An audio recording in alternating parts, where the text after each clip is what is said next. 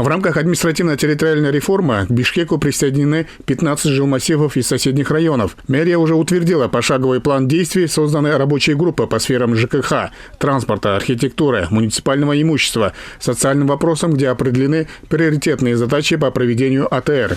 На сегодняшний день, согласно указа президента и соответствующих распоряжений мэрии города Бишкек, со стороны муниципальной администрации проводится отдельная работа. На сегодняшний день, согласно принятых документаций, которые из числа 11 435 документов, на сегодняшний день проведено 7 заседаний, из них которые одобрено 1134 документации и издано соответствующее постановление для получения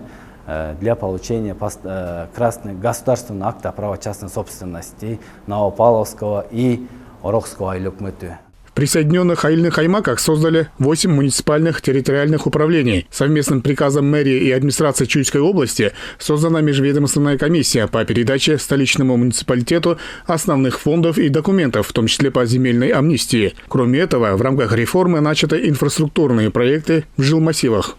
По привилегии на 2025 год начато формирование титульного списка строек на 2025 год, где будут рассмотрены вопросы как строительство дороги, строительство школ, скверов, ФАПов, и будут включены все соответствующие работы в рамках развития инфраструктуры, в рамках административно-территориальной реформы, которые в состав только включены в город.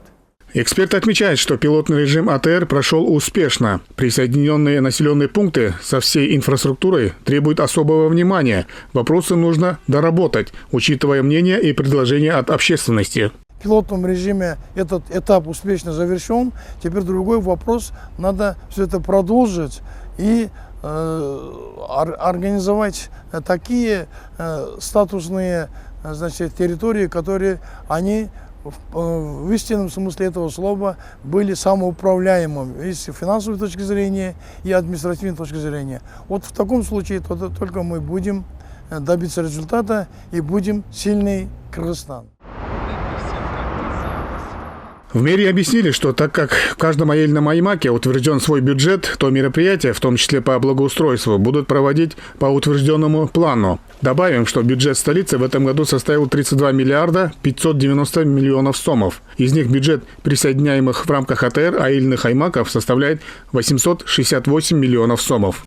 Эрмек Куренкеев, Руслан Бароненко, ЛТР Бишкек.